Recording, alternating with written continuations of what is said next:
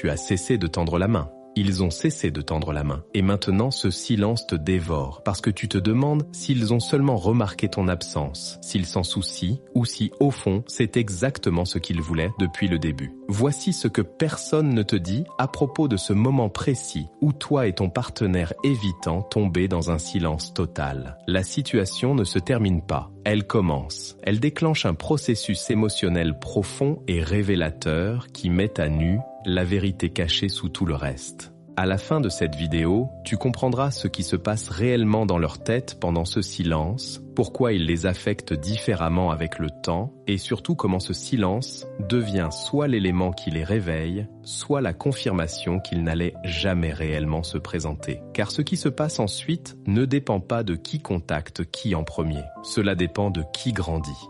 Et je vais te montrer exactement comment faire la différence. La phase de soulagement, ce qui se passe dans leur tête en ce moment, à l'instant présent, dans ce silence, ton partenaire évitant ressent probablement quelque chose que tu n'attends pas. Du soulagement. Quand le contact s'arrête des deux côtés, le système nerveux évitant interprète cela comme de la sécurité.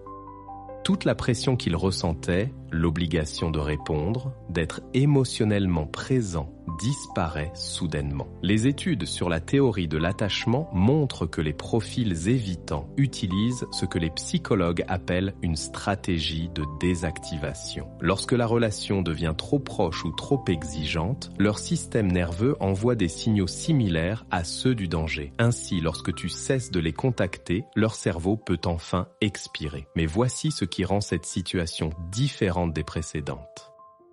Ils avaient l'habitude de se sentir en sécurité parce que toi, tu revenais toujours vers eux. Cela leur permettait d'éviter la vulnérabilité tout en se sentant désirés.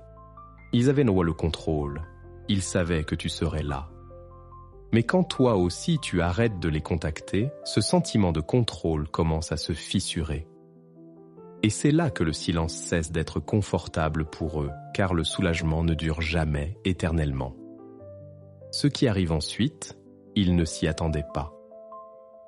Et cela va révéler s'ils sont réellement capables de connexion profonde, ou simplement à l'aise avec l'idée de toi.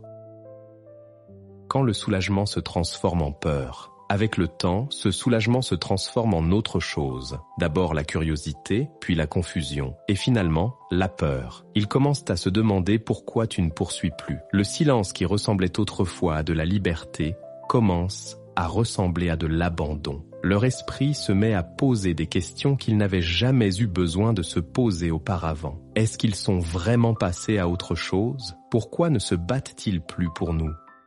Et si, cette fois, je les avais réellement perdus? C'est à ce moment-là que tu commenceras à remarquer des tests subtils. Ils regardent tes stories, aiment d'anciens posts, envoient de petits messages anodins qui n'ont rien d'anodin. « Hey, comment tu vas ?» Ou « Ça m'a fait penser à toi ». Ce ne sont pas de véritables tentatives de reconnexion. Ce sont des miettes. Des tests pour voir si tu es toujours disponible, si la porte est encore ouverte, s'ils ont encore accès à toi sans avoir à être vulnérable. Ce que tu dois comprendre, c'est que ces tests ne parlent pas d'amour ou de manque. Ils parlent de contrôle. Ils vérifient si leur filet de sécurité émotionnelle est toujours là. Car, sans ta poursuite, ils se retrouvent face à quelque chose de profondément terrifiant pour un évitant. La peur d'être oublié. Ce qui se passe en toi, de la douleur à la clarté. Pendant qu'ils traversent confusion et peur, quelque chose de totalement différent se produit en toi. Et c'est cette partie qui détermine réellement comment tout cela va se terminer. Au début, le silence fait mal. Tu souffres. Tu ressasses chaque détail. Tu te demandes si tu as fait une erreur en ne les contactant pas. Ton attachement anxieux te crie de réparer, de reprendre contact, de maintenir le lien coûte que coûte. Puis quelque chose change. Sans l'effort constant de maintenir la relation à bout de bras, tu récupères de l'énergie émotionnelle. Tu recommences à respirer. Le silence qui faisait mal commence à ressembler à une protection, à une paix. Tu recommences à retrouver ta valeur. Tu vois la relation avec plus de lucidité. Tout ce que tu donnais, ce que tu recevais en retour, comment tu gérais leurs émotions tout en ignorant les tiennes. Et lentement, le silence devient une forme de clôture intérieure. C'est là que le véritable détachement s'opère, pas celui où tu espères secrètement qu'ils reviennent, mais celui où tu n'as plus besoin qu'ils te choisissent, parce que tu t'es déjà choisi toi-même. Et voici ce qui est puissant. Pendant que tu guéris et que tu grandis, eux ressentent les conséquences émotionnelles de leur défense. La solitude, le regret, la nostalgie, la peur d'être oublié.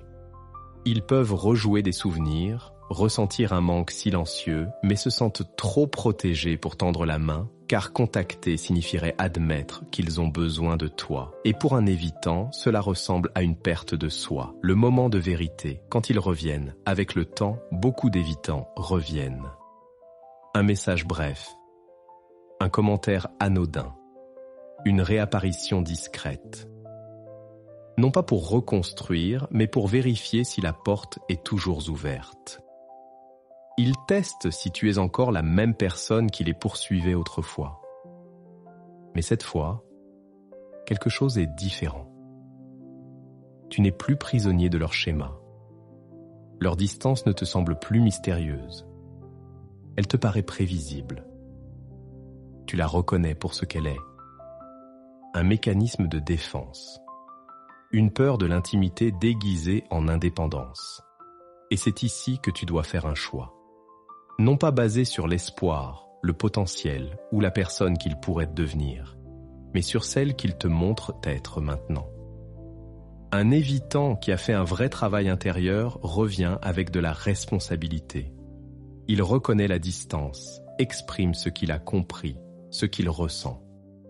Il n'a peut-être pas toutes les réponses, mais il avance vers toi malgré l'inconfort. Mais s'ils reviennent avec des miettes, des messages superficiels, des échanges creux qui évitent toute profondeur, alors tu as ta réponse. Il te montre « Je peux penser à toi, je peux te manquer, mais je ne suis pas prêt à faire le travail inconfortable de me présenter vraiment. » Et aucun silence, aucun espace, aucune attente ne changera cela. Ce n'est pas une question de stratégie, c'est une question de capacité, le véritable pouvoir du silence.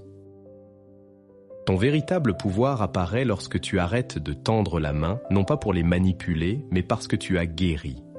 Ton silence devient le signal d'une véritable indépendance émotionnelle. Et c'est ce que les évitants ressentent le plus intensément. Pour certains, ce silence devient un réveil. Ils déclenchent leur guérison. Ils comprennent ce qu'ils ont perdu. Ils apprennent que l'intimité ne signifie pas se perdre. Pour d'autres, il devient quelque chose à fuir. Ils se réfugient dans les distractions, de nouvelles relations. Le travail, tout ce qui leur permet d'éviter ce que le silence essaie de leur montrer. Et ce n'est pas ton échec, c'est leur choix. Dans tous les cas, le silence agit comme un miroir. Il révèle ta vérité et la leur. Le choix qui t'appartient. Alors voici où tu en es maintenant. Tu es dans le silence. Et la vraie question n'est pas de savoir s'ils vont te contacter. La question est: qui es-tu en train de devenir dans ce silence? Est-ce que tu l'utilises pour guérir, poser de vraies limites, reconstruire ta valeur personnelle? Ou est-ce que tu y restes en attendant qu'ils reviennent te valider? Car, au final, ce qui compte, ce n'est pas qui contacte qui, c'est qui grandit. Pour toi, le silence peut devenir de la valeur personnelle et une liberté émotionnelle. Pour eux, il devient une confrontation avec leurs peurs et leurs blessures anciennes. Le silence ne détruit pas la connexion.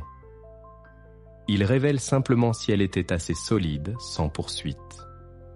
Et si ce n'était pas le cas, alors ce que tu perds n'est pas l'amour. C'est l'épuisante responsabilité de maintenir quelqu'un intéressé à te choisir. Alors, que se passe-t-il lorsque vous cessez tous les deux de vous contacter? Tu découvres qui tu es sans eux, et c'est la chose la plus puissante qui puisse arriver.